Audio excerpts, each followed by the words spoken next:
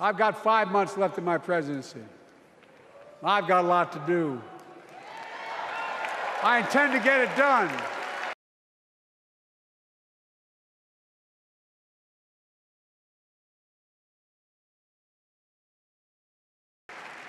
Donald Trump calls America a failing nation. Think of the message he sends around the world when he talks about America being a failing nation. He says we're losing.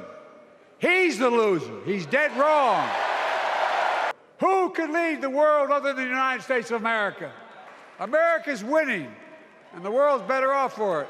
America's more prosperous, and Americans are safer today than they were under Donald Trump. On his watch, the murder rate went up 30%, the biggest increase in history. Now, the murder rate is falling faster than any time in history, and crime will keep coming down when we put a prosecutor in the Oval Office instead of a convicted felon.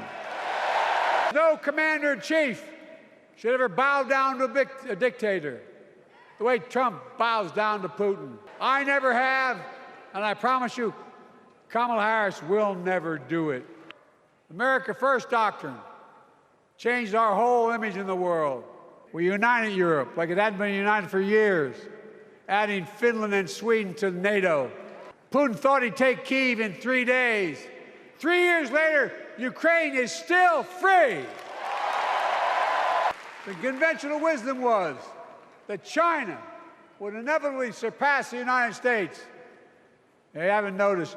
No one's saying that now. And we'll keep working to bring hostages home and end the war in Gaza and bring peace and security to the Middle East. The major bills we have passed actually delivered more to red states than blue, because the job of the president is to deliver to all of America. It's been the honor of my lifetime to serve as your president. I love the job, but I love my country more. And all this talk about how I'm angry at all those people who said I should step down, that's not true. I love my country more, and we need to preserve our democracy. In 2020,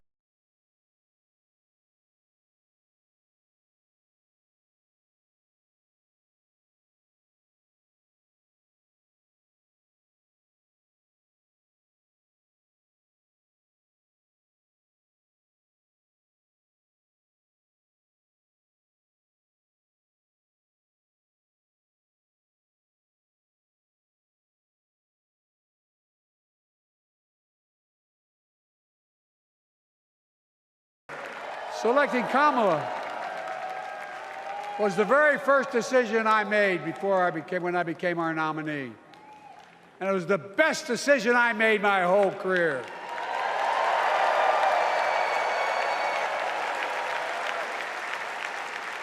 She's tough, she's experienced, and she has enormous integrity. The vote of each of us cast this year will determine whether democracy and freedom will prevail.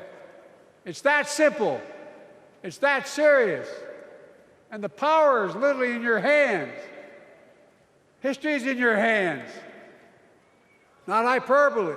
It's in your hands. America's future is in your hands.